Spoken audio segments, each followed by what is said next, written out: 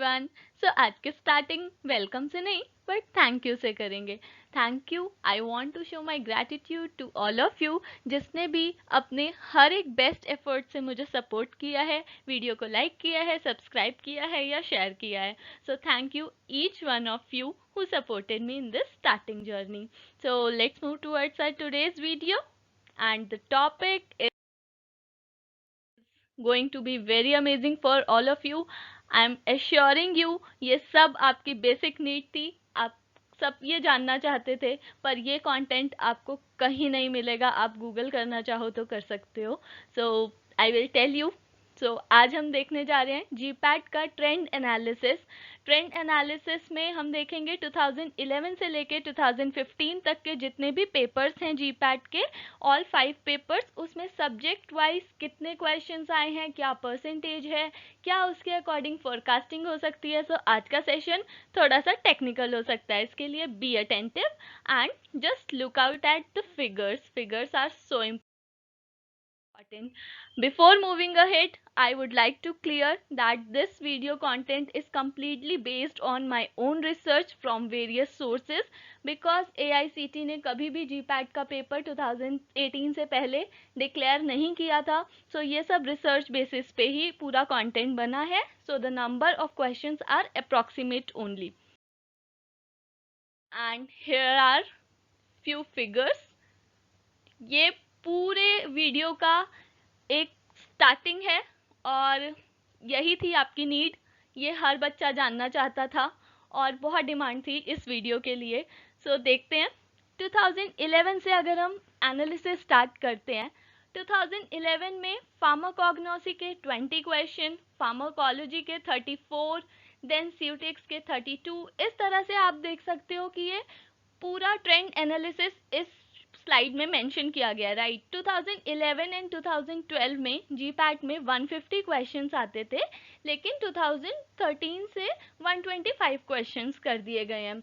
If you look at the first row जहाँ पे subjects and year mention है, so first column में सारे सब्जेक्ट्स मेंशन है एंड फर्स्ट रो में सारे ईयर्स मेंशन है। At last you will see AQ mention है।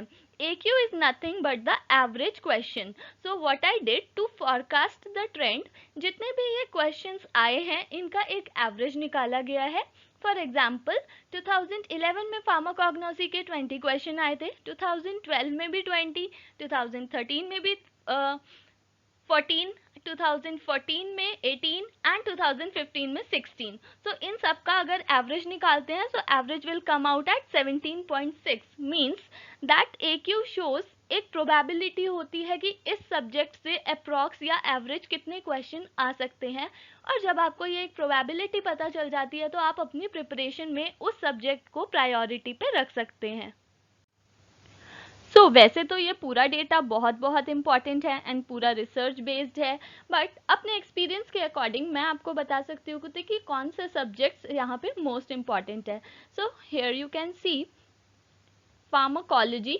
आप जब डेटा रीड करोगे तो आपको दिखेगा कि सबसे ज़्यादा मैक्सिमम क्वेश्चन फार्माकोलॉजी से आए हैं। अब इसमें कोई नई बात नहीं है, ये ऑलमोस्ट सारे बच्चों को पता है, बट किस तरह से प्रायोरिटी अप एंड डाउन हो रही है एवरी ईयर वो हमें जानना इम्पॉर्टेंट है। So first would be pharmacology, उसके बाद मेरे डेटा रिसर्च के according second pharmaceutics I would say. Pharma chemistry and pharmacognosy are also important subject, लेकिन इसमें हमेशा अप्स एंड डाउन्स हैं। उसका रीज़न ये है कि फार्मास्यूटिकल केमिस्ट्री के अंडर अगेन 3 सब्जेक्ट्स कवर हो रहे हैं, physical chemistry, organic chemistry and inorganic chemistry. अगर आप जीपैट का सिलेबस देखोगे तो वहाँ पे ऑर्गेनिक एंड इनऑर्गेनिक केमिस्ट्री साथ में मेंशन है। ओवरऑल अगर फार्मास्यूटिकल केमिस्ट्री देखते हैं तो 2011 में इससे सबसे ज़्यादा क्वेश्चन आए थे विच इज़ 29, एंड ग्रेजुअली ये नंबर डिक्रीज होता गया, बट इसका सब क्लासिफिकेशन भी गिवन है। अगर आप देखोगे तो इसमें OC is the most important part. OC is nothing but the organic chemistry. So physical pharmaceutical chemistry prepare करते टाइम आप ऑर्गेनिक केमिस्ट्री नहीं छोड़ सकते। We have to consider organic chemistry as a core subject. After that jurisprudence का trend भी up and down होता रहता है, कभी इससे बहुत क्वेश्चन आ जाते हैं और कभी बिल्कुल भी नहीं आते हैं। And same with the medicinal chemistry. आप देखो 2011 में medicinal chemistry, biochemistry and biotechnology से एक भी क्वेश्चन नहीं आया है, बट 2013 से बायोटेक्नोलॉजी के क्वेश्चंस स्टार्ट हुए हैं आना। तो it's about your planning and it's completely up to your planning कि आप इसको किस तरह से अपना सब्जेक्ट प्रेफरेंस सेट करते हो। If I would have to suggest, so I would suggest pharmacology, pharmaceutics, then pharmaceutical analysis, then organic chemistry and pharmacognosy. So these are the 5 core subject. इसके बाद अगर आपके पास प्रिपरेशन करते टाइम है तो please do not leave biopharmaceutics. आप यहाँ पे क्वेश्चन देख सकते हो, मिनिमम 3 क्वेश्चन आए हैं, ऑन एन एवरेज देखें तो 5.8, that is approximate equal to 6। तो 6 questions are important, it contains 24 marks. So अगर आपके पास टाइम है प्रिपरेशन के टाइम तो biopharmaceutics, don't leave this subject. अभी आपने देखा प्रीवियस स्लाइड में बहुत सारी फिगर्स मेंशन थी, it might be difficult for you to read that at one point of time. तो यहाँ पे उसके लिए आपके लिए year wise graphical representation mentioned है, जहाँ पे आप देख सकते हो इन 2011 सबसे ज्यादा क्वेश्चन फार्माकोलॉजी से आए and after that pharmaceutics, 22% from pharmacology and 21% from pharmaceutics. उसके बाद जो रेंज है वो है आपका pharmaceutical chemistry and pharmaceutical analysis. So by the time ये सेम डेटा है, इसको ग्राफिकल फॉर्म में प्रेजेंट किया है to make you easy for you. And again in 2012 pharmacology is at its peak, then pharmaceutics, after that अब आप यहाँ पे देखोगे फार्मास्यूटिकल एनालिसिस का ट्रेंड थोड़ा सा कम हो गया इन 2012, लेकिन फार्मास्यूटिकल केमिस्ट्री एंड फार्माकोग्नोसी ने अपना पेस मेंटेन कर रखा है।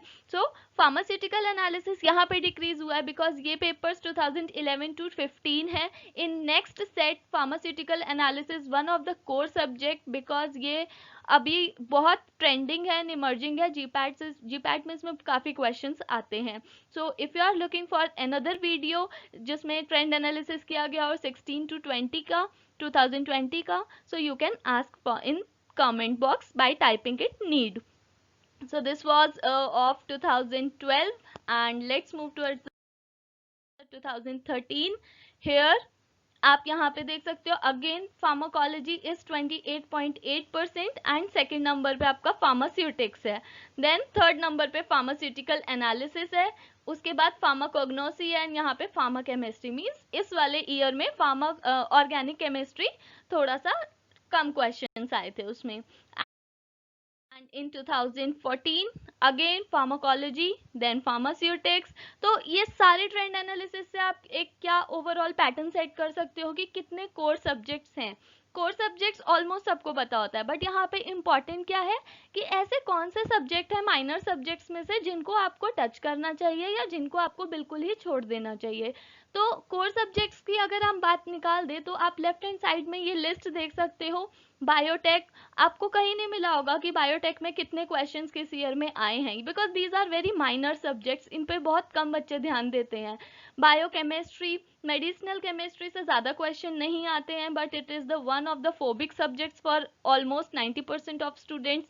देन ज्यूरिस्प्रूडेंस, तो ज्यूरिस्प्रूडेंस से क्वेश्चन आते हैं, this is important one, but ये माइनर सब्जेक्ट जो है बायोटेक, बायोकेमिस्ट्री, इनके लिए आपको डिसाइड करना पड़ेगा कि आपको अपना स्टडी प्लान कैसे करना है।